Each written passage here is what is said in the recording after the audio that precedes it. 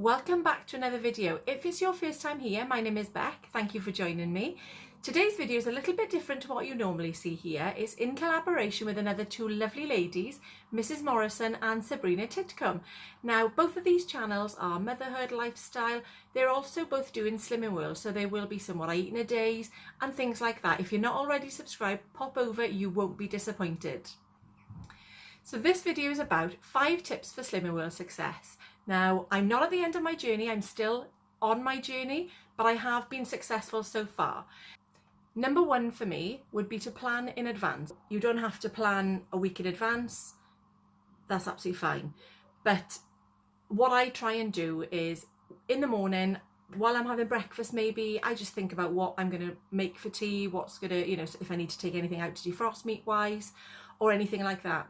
So planning in advance is a really big one because it stops you from looking around when it comes to tea time, as I call it, or dinner time, some of you may.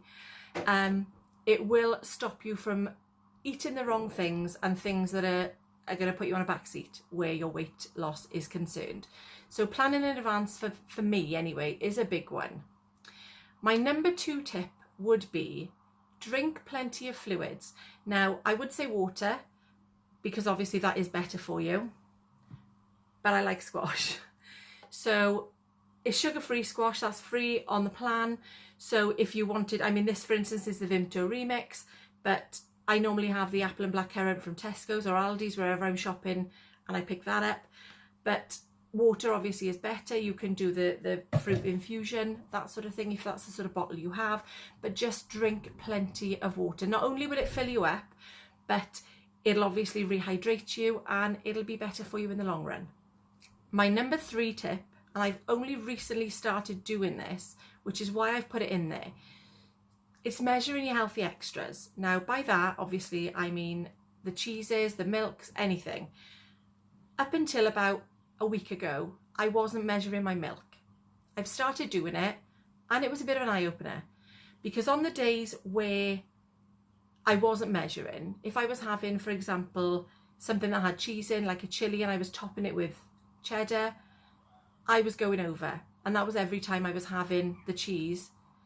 On a normal day, the milk that I pour out, which is the 250 mils, I have semi-skimmed. I like my coffee quite milky. So the milk that I have is only enough for 3 coffees. So if I was having something with cheese on it, I was going over because I was having maybe 4 coffees that day. It might not seem like a lot, but it is going to affect your weight loss. So tip number 3 is measure those healthy extras. My number 4 tip is draw a line. If you can't stick to the plan 100%, that's fine. Don't beat yourself up about it. Draw a line, move on from it, because that one thing that you've done that might be off plan, if you can draw a line and move on, that's only 1 meal out of 21 in a week. If you continue to think about it, to beat yourself up about it, it can have obviously an effect where it's making you want to eat more and go off plan even more. And in the long run, obviously it's going to have an adverse effect on your weight loss. So that would be my number 4 tip. Draw a line, move on from it, it's fine, honestly. My number 5 tip is savvy swaps. Now by that I mean swapping your takeaways for fakeaways. Sometimes it is a bit extra work, but you get into the routine where I'm in the routine now where I don't even want a takeaway. I'm quite happy to have the fakeaways.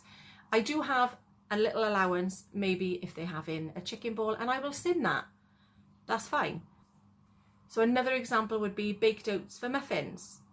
So obviously they're never going to taste like cakes, of course they're not, but it's a savvy swap. If you can be in that mindset where you're thinking that you're having the cake and you're eating it, pardon the pun, it's going to work for you.